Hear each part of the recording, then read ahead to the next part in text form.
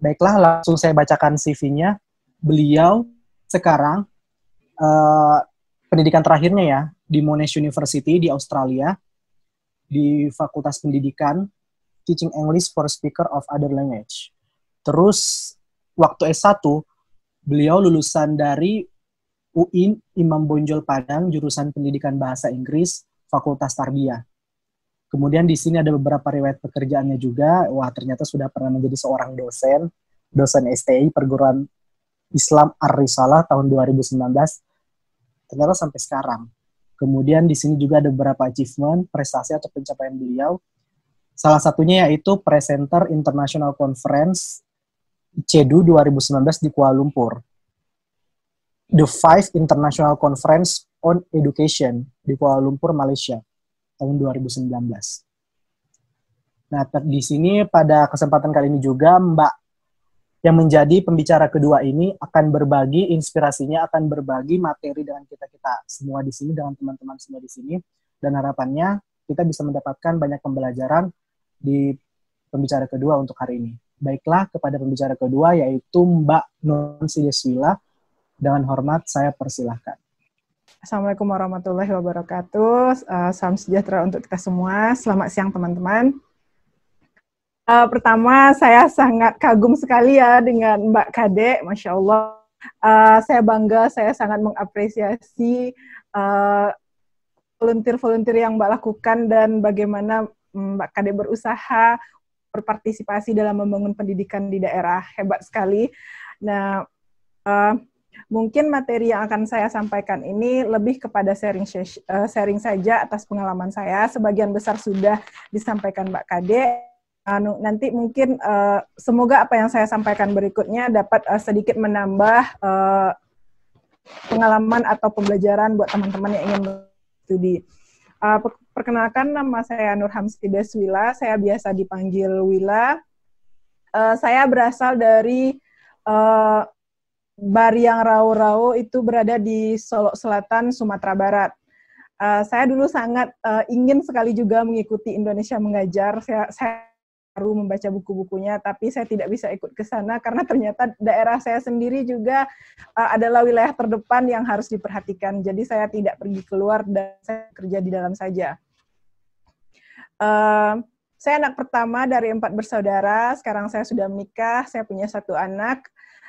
Dan saya baru kembali dari Australia dan bekerja sebagai asisten dosen di UIN Imam Bonjol Padang dan dosen juga di STI Arisalah.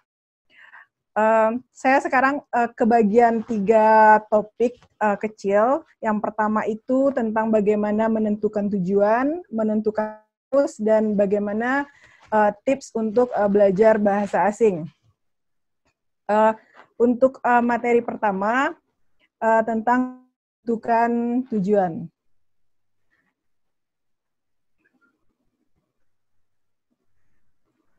Jadi,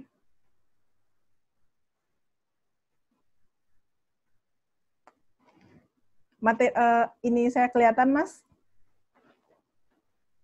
Slide-nya ada kelihatan? Kelihatan. Ya. Nah, menurut... Oh ya, agak kepotong ya? Iya. Mungkin bisa diperkecil karena kepotong. Nah, ini udah pas, Mbak. Pas. Ya. Ya. Bagaimana menentukan jurusan? Nah, yang kita bicarakan di sini adalah bagaimana jurusan selanjutnya setelah kita lulus S1. Yang pertama, fokuslah pada tujuan. Tujuan itu sebaiknya berorientasi dengan karir kita, dengan cita-cita kita, seperti yang dimention Mbak Kadek. Kita itu nanti akan jadi apa? Di masa depan akan jadi apa? Hidup ini akan kita jalankan dengan profesi atau dengan karir yang akan kita pilih.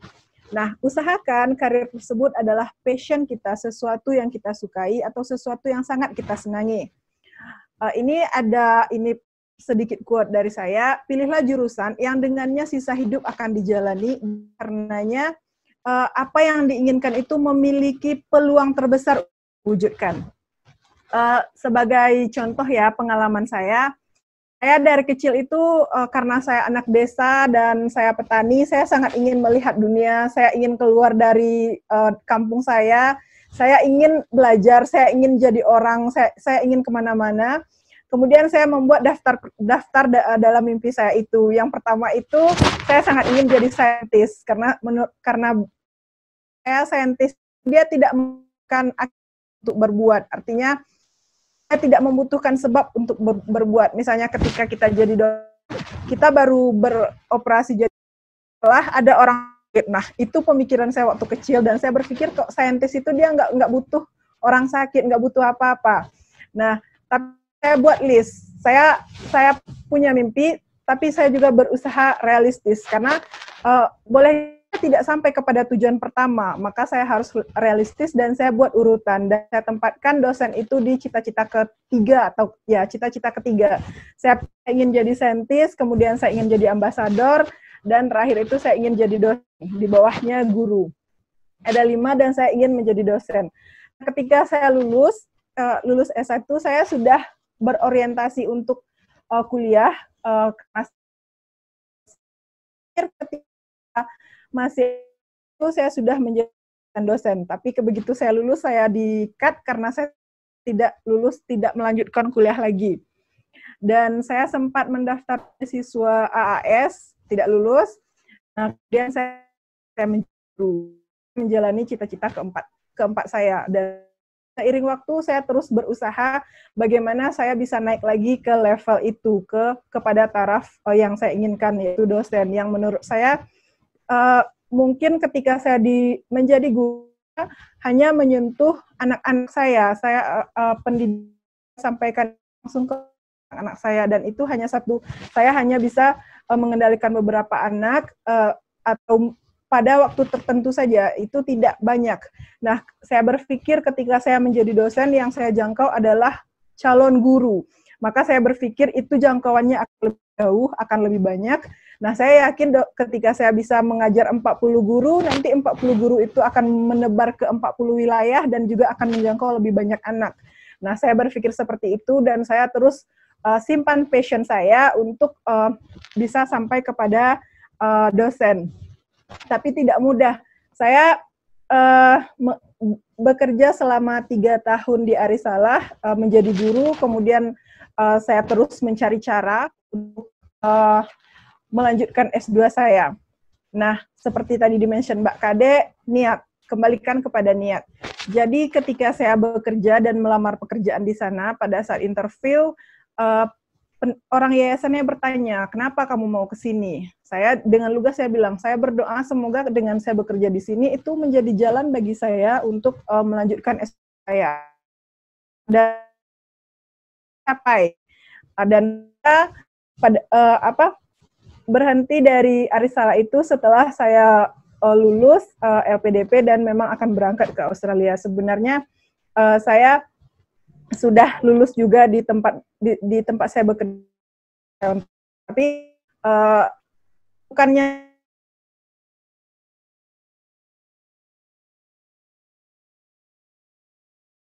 sampai jam 4 dan saya perempuan dan bekerja di lingkungan pesantren itu sedikit lebih berat dan saya tidak yakin dengan kondisi saya karena tempat bekerja itu juga jauh dari orang tua saya. Maka saya berusaha agar saya bisa dekat juga dengan orang tua saya dan saya tetap bisa berkarir dan memenuhi apa yang menjadi passion saya. Saya akhirnya berangkat ke Australia dan mengambil jurusan Master of TESOL. Lalu ada banyak eligibility yang sebenarnya bisa kita ambil. Misalnya ketika saya lulusan pendidikan bahasa Inggris, saya mengambil 2 itu dalam beberapa pilihan. Ada banyak pilihannya yang bisa saya ambil. Misalnya saya bisa ambil education research, saya bisa ambil education and leadership, saya bisa ambil applied linguistics, saya juga translation. Karena saya memiliki background, saya memiliki dasar yang membisakan saya atau kemungkinan saya terima juru-juru itu. Namun sesuaikan dengan apa yang menjadi kita. Nah, passion saya tidak berbakat bekerja di kantoran. Saya suka bekerja bersama orang-orang di sekolah. Saya suka berinteraksi dengan banyak orang dan saya sangat ingin mengajar. Nah, salah satu yang menjadi motivasi saya kenapa ingin mengajar itu jadi mungkin kita tidak bisa memastikan nanti kita akan memiliki uang yang banyak untuk bersedekah, tapi kita bisa memastikan bahwasanya apa yang kita baik, insya Allah akan menjadi ladang amal di tabungan akhirat kita. Nah, akhirnya pilih mengajar. Saya ini karena saya senang menjalankannya, nah maka insya Allah saya juga akan fokus apa yang saya kerjakan dan insya Allah hasilnya juga lebih maksimal.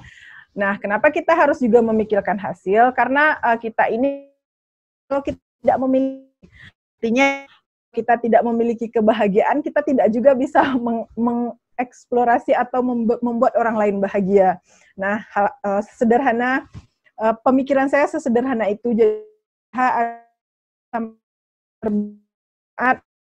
bagi orang lain dan itu juga akan insya Allah berefek kita. Kemudian yang kedua itu bagaimana menentukan kampus. Nah,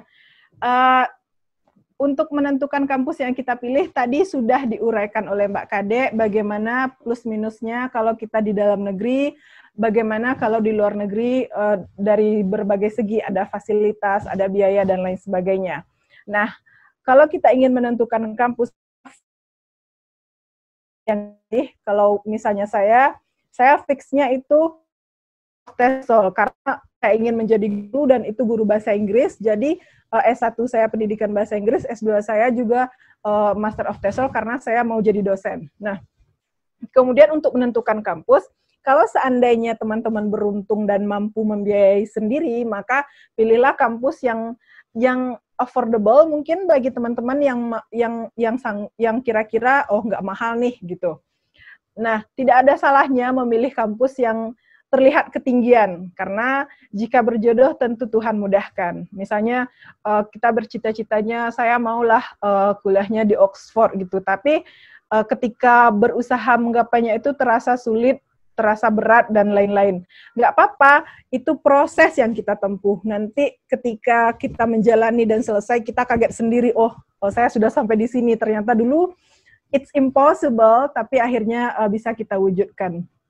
Nah, pilihlah kampus yang paling baik untuk jurusan kita. Nah, kita bisa lihat tuh di QS ranking. Nggak apa-apa, kan kita ini pengen jadi orang baik, kita pengen memberikan kebaikan, maka usahakan juga kita mendapatkan sesuatu dari yang baik. Dan jangan discourage diri kita kalau, aku nggak mampu tuh ke situ, aku nggak bisa tuh ke situ, jangan. Dulu saya juga ya sempat berpikir seperti itu, karena ketika saya lulus SMA itu, saya attempt-nya itu mau masuk UI. Saya ikut program beasiswa 1000 anak bangsa. Saya lulus pada program itu, tapi saya tidak lulus masuk UI-nya, jadi tidak jadi. Sebenarnya saya belum tes untuk masuk UI, tapi karena permasalahan dana, orang tua saya memasukkan saya ke UIN. Jadi saya sudah masuk UIN duluan sebelum ujian untuk masuk UI, tapi nggak apa-apa. Awalnya saya panik juga, stres juga, tapi learning by doing, akhirnya saya bisa mensyukuri dan saya sangat bersyukur sekarang berada di sini. Jadi kalau teman-teman pengennya ke kampus yang bagus gitu, menurut teman-teman, attempt saja. Kita hanya hidup sekali, kita hanya punya satu kesempatan loh untuk mendapat apa yang kita mau. Karena kalau ada keinginan yang dipendam, biasanya kita tuh akan merasa sesuatu yang nggak cukup. Seperti ada dendam. Kok ya nggak dicoba gitu. Beda, rasanya akan berbeda ketika kita sudah mencoba bertubi-tubi jatuh bangun terus nggak dapat, beda rasanya dengan nggak pernah mencoba sama sekali. Ketika misalnya kita mencoba satu hal dan udah jatuh bangun ternyata bukan itu rezeki kita, jadi nggak dapat. Kita akan bangga, kita akan merasa kita sudah coba gitu loh. Kita sudah coba dan kita nggak dapat rezeki, berarti nggak rezeki. Kita nggak menyalahkan diri kita saja. Tapi kalau kita nggak coba, yang ada hanya kita merasa, kenapa ya dulu nggak coba, ntar kalau sudah tua kepikiran loh, kenapa ya nggak dicoba dulu, seandainya gitu, pasti aku udah kayak gini dan lain-lain. Maka hal-hal seperti itu akan terjadi. Contohnya saya dulu attempt-nya itu University of Edinburgh. Saya pengen ke sana, saya sangat ingin sekali ke sana karena saya ingin ke Eropa, saya ingin ke Buckingham, saya punya cita-cita menjelajah Eropa dan lain sebagainya. Saya coba ke sana tapi nggak dapat. Kenapa? Karena ketika saya wawancara di LPDP, saya nggak boleh di sana.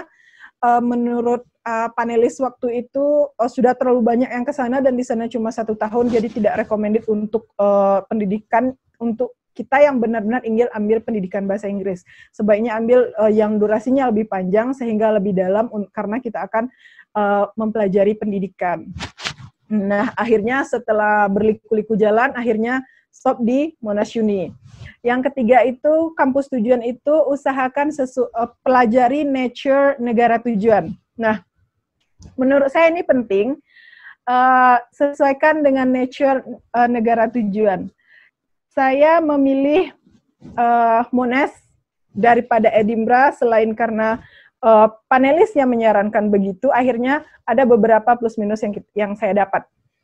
Ketika saya tidak bisa ke Edinburgh, saya tidak bisa ke Eropa dan lain-lain sebagainya.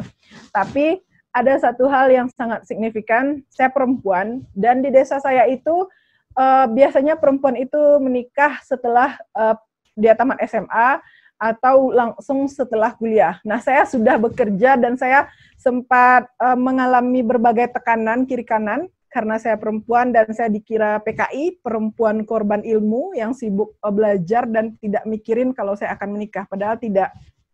Nah, saya berpikir, saya punya dream kalau saya mau keluar negeri itu, saya mau bulan madu sama suami saya, pokoknya saya pengen sesuatu yang menjadi keinginan saya waktu kecil itu diwujudkan.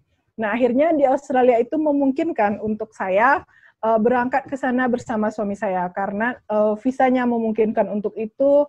Australia memiliki kebijakan bekerja untuk spouse dan memberi kemudahan bagi perempuan untuk belajar dalam term yang dalam artian yang mereka menyediakan semacam insurance dan mengizinkan spouse datang dan tidak mempersulit. Berbeda dengan UK, ada teman saya yang kuliah di UK itu, dia datang ke UK dan itu sedang hamil, dan datang tujuan kuliah dan sampai anaknya lahir visa suaminya tidak approve. Artinya dia struggle single factor sendirian, hamil dan kuliah sampai akhirnya melahirkan. Bahkan sampai dia selesai kuliah pun dia bawa pulang anaknya itu suaminya nggak pernah datang.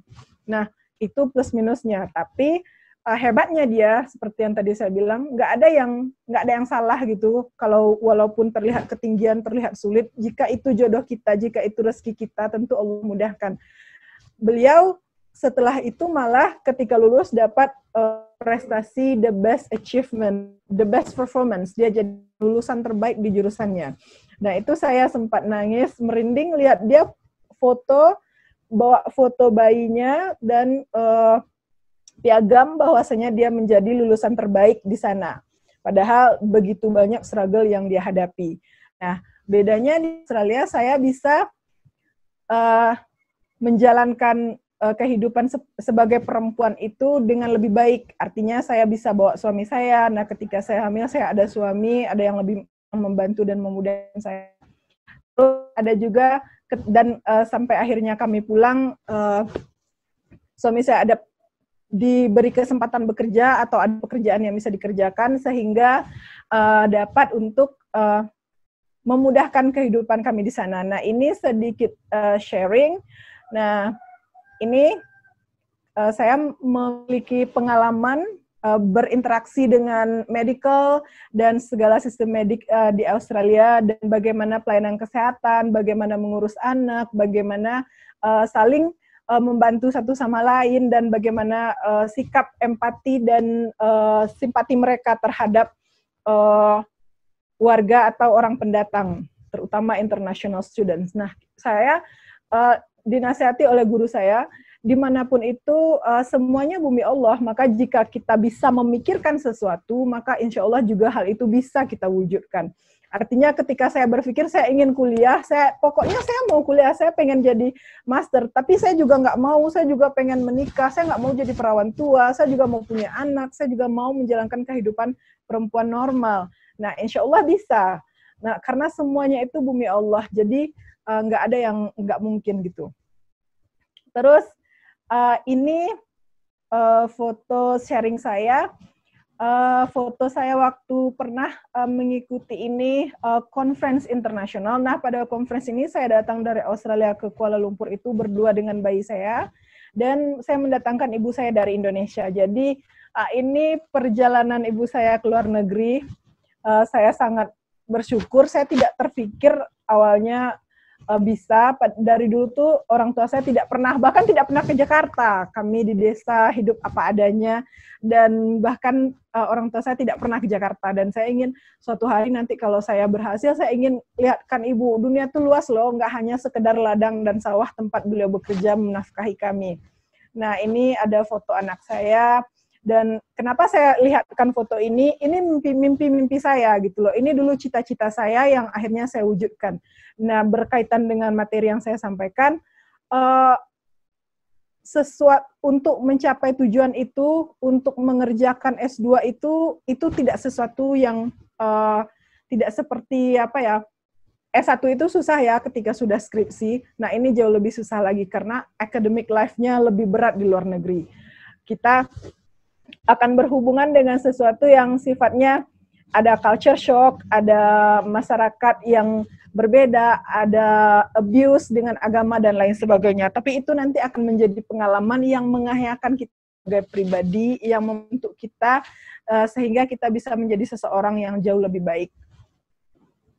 Terus ini model kelasnya, tadi juga di Hong Kong sudah di-share oleh Mbak Kade, seperti apa kelasnya yang jauh lebih dinamis, lebih bervariasi. Saya ketika berada di sini, saya merasa alhamdulillah saya sini keren, ternyata nggak ada di tempat saya, dan saya sekarang bisa ke sini dan punya pengalaman belajar dari mereka. Dan saya berharap tentu ketika saya balik, kalaupun saya tidak bisa mengubah banyak, at least saya bisa sharing kepada orang-orang di sekitar saya bahwasanya nih loh, dunia itu luas. Dunia itu kalian jangan mikirnya setelah kerja nanti ya udah ke ladang ke arah dan atau menikah saja gitu. Kenapa saya bicara seperti ini? Karena di desa biasanya kehidupan seperti itu ya, Mbak Kade yang pernah ke desa mungkin juga tahu. Terus berkaitan dengan jurusan, saya juga ingin sedikit berbagi. Kalau jurusan kita itu tidak sesuai dengan background kita atau tidak sesuai dengan fashion kita, hati-hati. Kalau di dalam negeri saja kita bisa susah dan bisa ambil bertahun-tahun, di luar negeri jangan-jangan kita bisa gagal. Nah, mungkin kalian tahu ada banyak attempt di luar negeri, ada yang berusaha bunuh diri, dan ada yang memang bunuh diri dan lain-lain.